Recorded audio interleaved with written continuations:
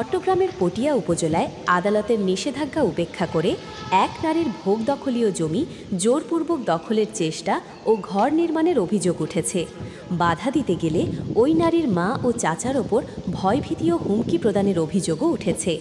এই ঘটনায় ভুক্তভোগী আজমিন আক্তার পটিয়া থানায় লিখিত অভিযোগ দায়ের করেছেন।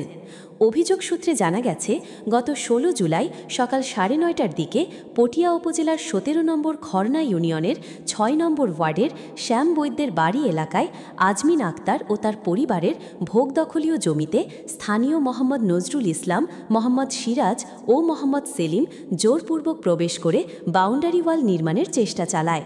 বাধা দিলে তারা আজমিনের মা ও চাচাকে গালিগালাজ ও বিভিন্ন ধরনের হুমকি দেয়। ঘটনার পর স্থানীয়ভাবে বিষয়টি মীমাংসার চেষ্টা হলেও পরিস্থিতি স্বাভাবিক হয়নি, বরং ৩১ জুলাই সকালে ওই জমির যাতায়াতের পথ ঘেঁষে টিনশেড ঘর নির্মাণ শুরু করে অভিযুক্তরা। এতে ভুক্তভোগী পরিবারের চলাচলে চরম অসুবিধা দেখা দিয়েছে।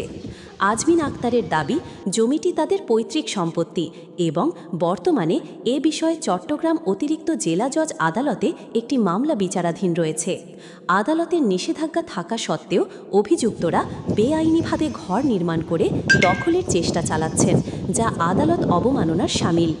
এই ঘটনায় এলাকায় উত্তেজনা ছড়িয়ে পড়েছে এবং আইন শৃঙ্খলার অবনতি ঘটার আশঙ্কা তৈরি হয়েছে। এ বিষয়ে পটিয়া থানার এসআই কামরুজ্জামান জানান, অভিযোগ পেয়েছি, তদন্ত করে আইনানুগ ব্যবস্থা নেওয়া হবে।